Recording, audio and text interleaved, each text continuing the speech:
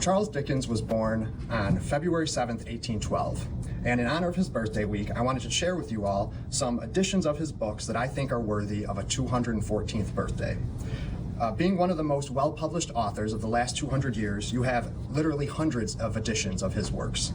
And these range from standard hardcover copies all the way to deluxe edition, which have features like silk bookmarks and gilt design, which is made using real gold leaf on the sides and the front and the tooling on the spine.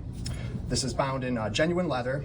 So you have these real premium editions, and then you have the standard editions, and somewhere in the middle you have an edition like this, which is one of my favorites and I think is particularly special. So what makes this edition unique is that it's based on the Nonesuch edition, and anyone who knows a lot about Dickens will know that the Nonesuch editions were some of the finest editions of Dickens books ever made, and this is a facsimile of one of those.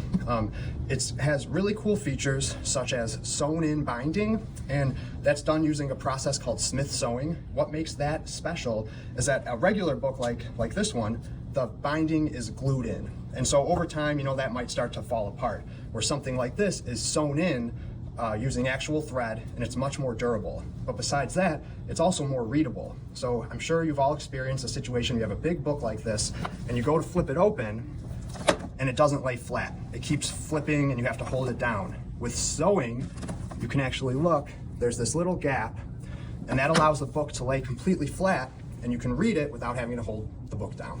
So just a cool little detail. They don't really make books like this anymore, so something unique about it.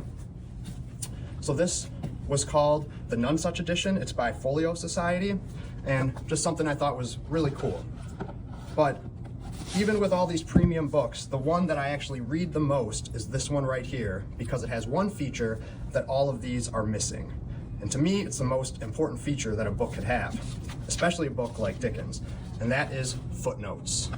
With Dickens, it's hard to catch all of the references that he makes throughout the work to things like philosophy, Shakespeare, just things going on in the 1800s without footnotes.